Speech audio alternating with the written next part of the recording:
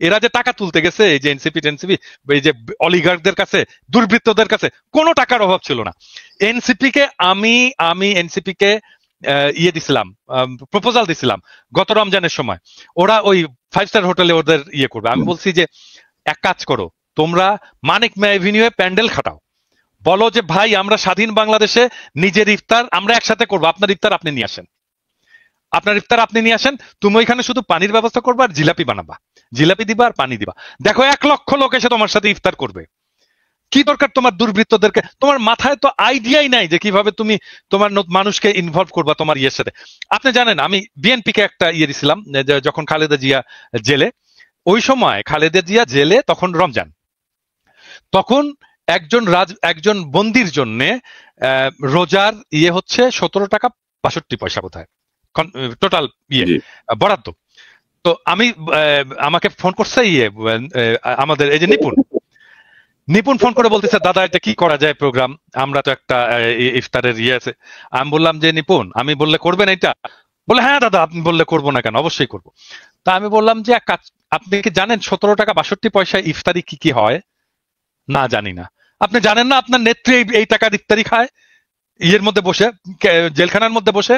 তা আপনি তো জানেনই না 17 টাকা 62 পয়সার কি ইফতারি হয়। এক কাজ করে আপনি ডাক দেন বাংলাদেশের আপনার বিএনপির কর্মীদেরকে ডাক দেন যে ভাই আসেন, আমার নেত্রী 17 টাকা 62 পয়সার ইফতারি খায়, আমি 17 টাকা 62 পয়সা দিয়ে ইফতারি কিনবো, দেখবো কি হয়, ওইটা নিয়ে আসবো, নিয়ে এসে জেলখানার সামনে বসে ইফতারি করব।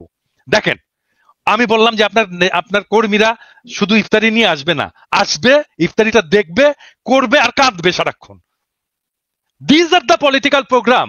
এইভাবে আপনাকে মানুষকে ইনভলভ করতে হয়, এনগেজ করতে হয়। পারে না তো কিছু, করেনি তো, সে প্রোগ্রাম করেনি তো। আপনি আইডিয়া দিয়ে কি লাভ বলেন? মানে আপনি thousands of millions of ideas দিতে পারেন, যে আইডিয়া দিয়ে মানুষকে একদম উদ্বুদ্ধ করে ফেলা যায়, করবে না তো এরা। মানে ওরা কি বলে জানেন, ওরা বলে যে এই জন্যই তো আপনারা বিপ্লব করতে পারেননি, এই জন্যই তো আপনারা রাষ্ট্র ক্ষমতায় যেতে পারেননি। হ্যাঁ আপনাদের মাথায় এত বুদ্ধি, হ্যাঁ আমাদের কথা শোনেন, হ্যাঁ আমরাই ভালো করবো। ইলিয়াস আপনার পর্যবেক্ষণ কি? ধরেন এনসিপি নিয়ে আনমিউট করেন ইলিয়াস, এবং যে বিষয়গুলো আসছে, পাশাপাশি ধরেন আরেকটা বিষয় আমি আপনার সঙ্গে অ্যাড করি যে মিডিয়া মনে হচ্ছে যেন বিএনপি আর এনসিপির পিছনে লেগে আছে।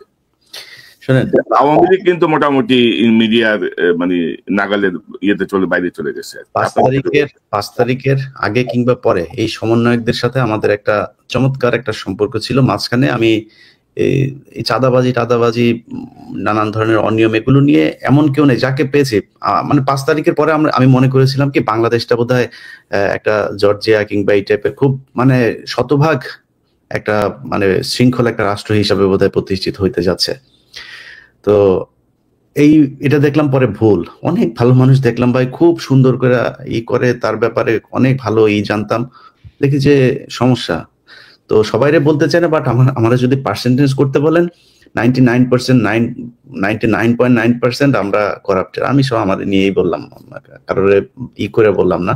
তো আমরা বোধহয় জাতিগত ভাবেই মনে এই সমস্যাটা আছে। সো এটা বাদ দিলাম, এরপরে আর কথা বলি না। যদি কথা বলতে চান আপনি, আসিফ তো ওই যে দাদা বললো না, তো বাচ্চা ছেলে, এই কারণে সে এই কথাটা বলে ফেলেছে। আপনার কি মনে হয় যে এই সালাউদ্দিন কোনোদিন এটা বলবে? জীবনে বলবে না। ইভেন ধরেন দাদা পলিটিক্স করে এসছে, দাদার মুখ দিয়ে কোনোদিন এই কথা বের হবে যে ওনার জীবনের যদি কোনো খারাপ কোনো কিছু থাকে সেটা উনি বলবেন? এটা কৌশলে ওইভাবে উপস্থাপন করা হবে। এখন যদি নাকি আমরা করি, হাসিনা 15 বছর ক্ষমতায় থাকলে একটা স্বৈরাচার একটা সরকার আমাদের দেশ চালালো, এদেশে অনেক লুটপাট হয়েছে, পাথর লুট হয় নাই কিন্তু।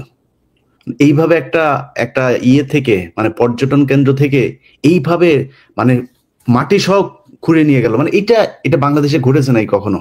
অথচ আমাদের দেশে ওই সময় পরিবেশ উপদেষ্টাকে, যিনি সারা বছর দেখেছি যে পরিবেশ নিয়ে কথা বলতে বলতে মানে গরম করে ফেলতো মিডিয়া, ওনার প্রতি মনে হয় সপ্তাহে, আপনি জানেন যে প্রতি সপ্তাহে মনে হয় 2-4টে অ্যাসাইনমেন্ট ওনার এই বেলার থাকতো না? কি করেছেন উনি পরিবেশ নিয়ে? একটা খাল উদ্ধার করেছেন, একটা এই ঢাকা শহরের 3-4টা তুরাগ, বেলা, ওইদিকে শীতলক্ষা, এদিকে বুড়িগঙ্গা, কোনোটার কোনো উন্নতি আছে? ঢাকা শহরের পরিবেশের কোনো উন্নতি আছে? কোনো কিছুর উন্নতি নেই। আপনি যদি বিএনপির কাছে আসেন, বিএনপির কি আপনি অন্তত যদি লিস্ট করি 2-4 হাজার মানুষের নাম আমরা বলতে পারবো না? বলবো। এখন আমরা আমাদের ইয়েটা কি যে দুর্নীতির এই জায়গাটা আমার মনে হয় একটা পর্যায়ে গিয়ে ঠিক হয়ে যাবে। সো এদের কারোর সাথে যে আমাদের খুব ব্যক্তিগত, দাদা বললেন আসিফের সাথে যেমন আমাদের সম্পর্ক আছে, আমাদের ইশরাকের সাথেও আমাদের এই কনক ভাইয়ের সাথে আমাদের এই গত কয়েকদিন আগেও আমরা অনেক বিষয় নিয়ে ইশরাক ভাইয়ের সাথে আলোচনা করলাম, এবং এই সিটি কর্পোরেশনের সামনের যে ঘটনা এটা নিয়েও আমাদের যেটা মনে হয়েছে আমরা সেই পরামর্শ ইশরাক ভাইকে দেওয়ার চেষ্টা করেছি। সো কারোর সাথে আমাদের সমস্যা নাই। এখন কথা হলো যে আপনি যখন কিনা দুর্নীতি নিয়ে কথা বলতে যাবেন, যদি নাকি সবাই চলে আসেন, তাহলে তো আপনার এটা নিয়ে আলাপ করার দরকার নাই।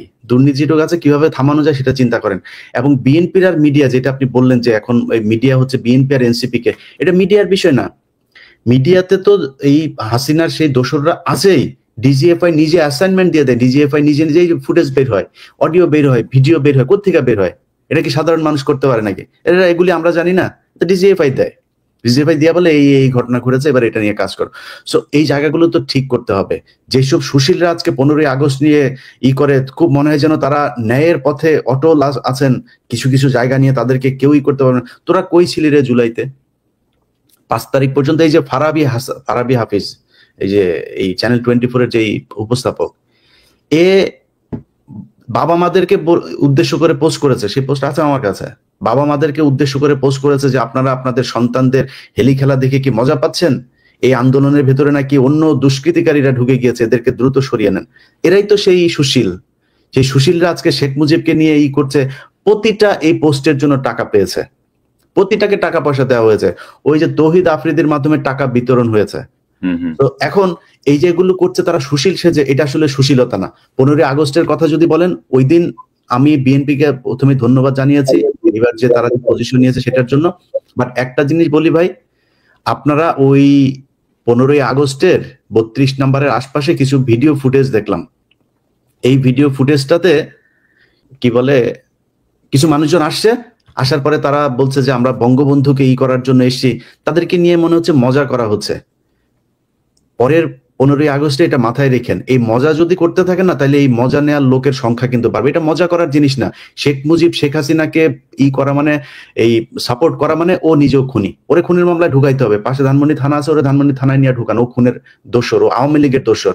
যদি শেখ মুজিবের ব্যাপারে আলাদা করে কেউ কিছু বলতে আসে, পিনাকি দাদা বই লিখেছে, ওনার বই পড়েন। ওনারা যদি বিশ্বাস না করেন, তাহলে যাদেরকে বিশ্বাস করেন, মেজর জলিল, ওদের নিজেদের লোকজন, আতাউর রহমান খান, তারপরে এই ধরনের লোকজন, ইভেন তোফায়েল আহমেদের বই পড়েন, ওইখানে অনেক কিছু আছে।